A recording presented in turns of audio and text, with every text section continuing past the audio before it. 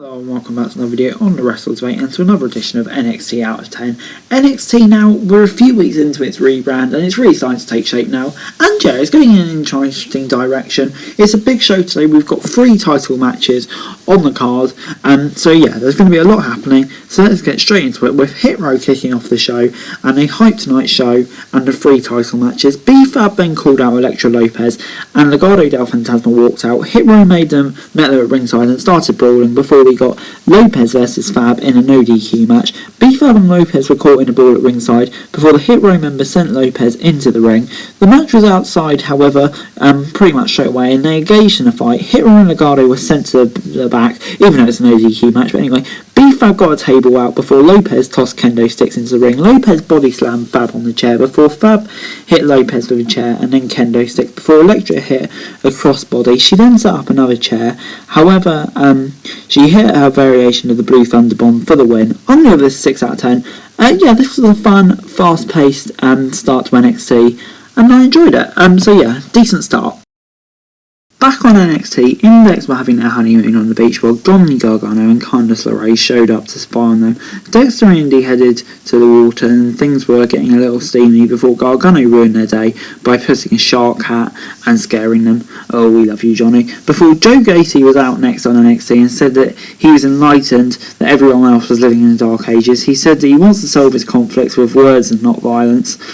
Yeah, I really don't know what to say about this. Just let this progress. Before we got Zion Quinn versus Oney Lorcan. Lorcan took Quinn down early on before he dropped Lorcan and sent him out of the ring. Oney then hit a few moves, including a flying Euro uppercut before sending Quinn into the corner. Lorcan then jabbed Quinn in the throat after he landed some strikes. Quinn hit a spinning headbutt and a thunderous clothesline before hitting Lorcan with a Samoan drop. And Quinn then hit a flying forearm for the surprise victory. Didn't see this coming, but yeah, did a good job putting Quinn over, so I'm going to give it a 6 out of 10. MSK was then out next on NXT and were firing off tag teams before the GYV and Mello and Trick came out to challenge them. Brooks Jensen and Josh Briggs were out and straight up started the brawl. MSK took out GYV with super kicks and hit dives, leaving them on top before we went straight into Io Shirai and Zoe Stark versus Toxic Attraction for the belts. Dolan and Shark kicked off the match and hit a big trick on before JC was tagged in. Zoe tagged in but was being beaten down. Stark managed to eventually get out, but before she came back in and hit a sleeplex on JC before Shirai came in and got a near fall. Stark hit a springboard puncher on Dolan outside the ring and Rose went to check on her, but Stark stopped her from interfering. Shy hit the moonsault and picked up the win on Jane. Yeah, I'm going to give this a 7 out of 10 to be honest. Really enjoyed the match. Definitely a worthwhile title match, and on the whole it was a solid segment. Up on NXT, Ciampa and Bron Breakker delivered 2 backstage promos. Breakker said he would become champ very soon. Ciampa then fired back by saying Breakker doesn't stand a chance with him. Before we got Andre Chase versus Boa. Boa kicked Chase and hit some knees early on. He stomped on Chase's head before Andre hit a neck breaker. Chase then trash talked Boa, but he took some big kicks before Chase threw a tantrum outside the ring before yelling at Mai Ying. She then blew a mist into his face and it sent him back into the ring, and Boa picked up the win. Yeah, this was an odd segment, but it was fine, I suppose. I'll give it a 6 out of 10. We were then back at the beach for Index's honeymoon as NXT continued, and Gargano sneaked in Index's room and found a whole lot of medical supplies. Dexter and Indy walked into their hotel room, and Gargano had to hide in the closet. The couple were having a pillow fight as Gargano spied on them from the closet before Indy got tired and fell asleep. Gargano walked out of the closet and Dexter gave him the thumbs up. Yeah, weird but wonderful, I think that's the way to describe it. Before Roderick Strong versus Grayson Weller for the Cruiserweight title was up next. Weller attacked Strong during his entrance, but Roddy managed to dominate the match soon after and hit a few suplexes before Weller got a near fall for a suicide dive to the outside, but Strong managed to get back in the ring and hit a huge knee to pick up the victory. I'm going to give it a 6 out of 10. It was kind of weird, to be honest, the way the match went, but you know, a win for Roderick, still in his title reign, it makes sense. Next up, LA Knight was backstage when Odyssey James walked up to him. Andre Chase walked in, yelling about his match before Knight used his distraction to hit a cheap shot on Jones and took him down.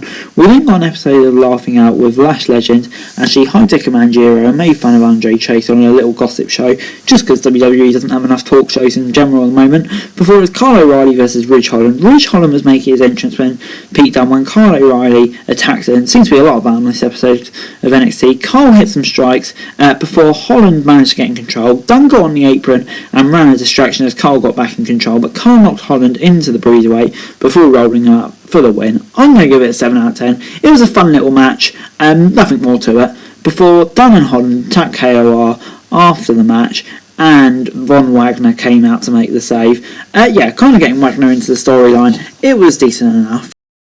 Tony D'Angelo then cut one last promo before announcing his debut next week. To be honest, looking forward to it. Before Monet started off strong against Raquel Gonzalez in our main event. The champ taunted Monet, however, as Gonzalez managed to get in control, but Monet rolled out of the ring to catch a breather, but the champ met her outside. Monet countered on a big move on the steel steps and sent the champ into the apron. Monet locked in a surfboard before kneeling in the champ's face. Frankie blocked the Shingana bomb before hitting a double stomp for a 2 count. Gonzalez countered the big move and hit the Shinoga bomb on Monet for the win. Toxic Extraction walked out after the match. The trio cornered Raquel in the ring before Mandy led an attack on her. This wiped out the champ and Mandy posed with the belt. After their loss earlier in the night, it doesn't make too much sense. But Raquel v Mandy, it's not going to be a bad match, and this match wasn't bad either, so I'm not complaining. Overall this week, NXT gets a 7 out of 10 from me. To be honest, it's probably been the best episode of the new NXT so far, I'd say. Lots happening, lots of enjoyable stuff. Decent title matches, decent matches in general. The new characters really starting to bed into the new NXT now. So I think it was a solid show overall. But anyway guys, that's it for the video. Thanks very much for watching. Remember to like, share, subscribe. Remember your thoughts, comments down below. To follow me on Twitter, link in the description below for daily wrestling news. And subscribe to my channel on the screen right now, that would be greatly appreciated. Thanks very much for watching. Peace!